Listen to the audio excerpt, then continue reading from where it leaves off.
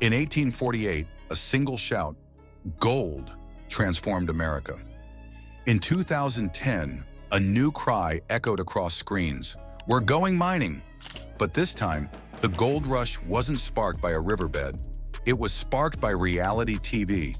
From the icy waters of Nome to the rugged hills of Colorado, Discovery Channel's Gold Rush and Bering Sea Gold didn't just document mining, they reignited it. Suddenly, everyday people were buying sluice boxes, staking claims, and chasing fortune. But as the cameras rolled, real communities faced noise, legal battles, and environmental strain. This is the story of how television resurrected a centuries-old obsession and the price we're paying for it. The original California gold rush of 1848 drew hundreds of thousands westward, forever altering the American landscape. Fortunes were made and lost, and boom towns rose overnight, only to crumble within years. It etched the pursuit of gold deep into the American psyche, a glittering symbol of instant success, independence, and risk-taking. Mining wasn't just about wealth. It became a cornerstone of American identity, linking labor to destiny. Fast forward to 2010, Gold Rush premieres, following a group of unemployed men from Oregon venturing to Alaska in search of gold. Set against the backdrop of the Great Recession, the show struck a chord. It tapped into collective anxieties, lost jobs, evaporating savings, a longing for control, and offered a rugged man-against-nature fantasy where hard work just might pay off. These were not polished celebrities. They were ordinary men with extraordinary dreams. Viewers were captivated by the tension-filled excavations, the frozen landscapes, and the promise of redemption through grit.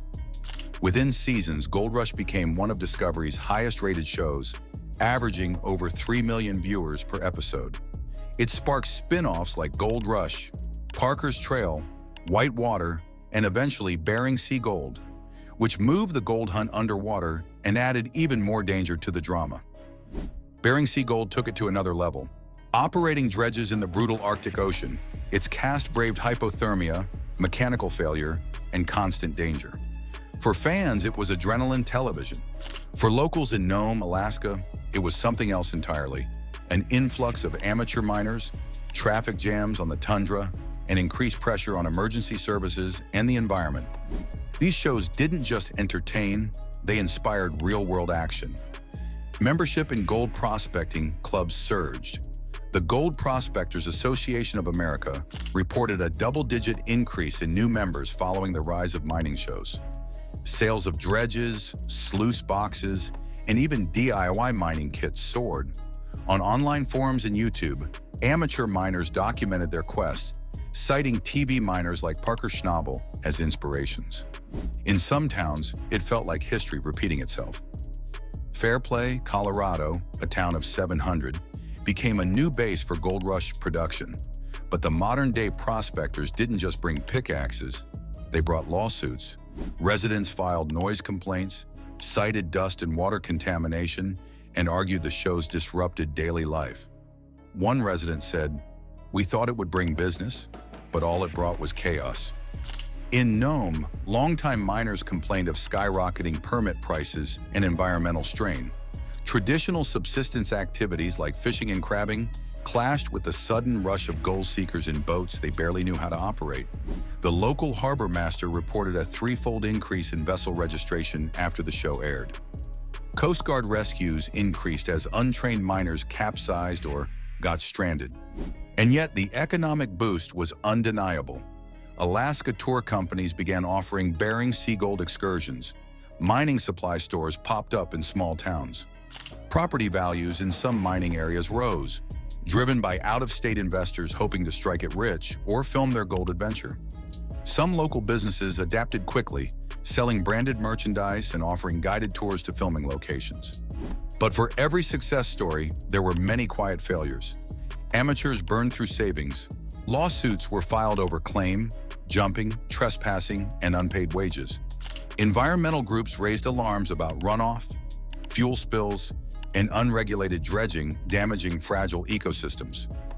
In one case, a former fan-turned miner abandoned a dredge in the harbor, creating a hazard and legal mess. One Nome resident told Arctic Today, It's like living in a reality show now, but we're not getting paid.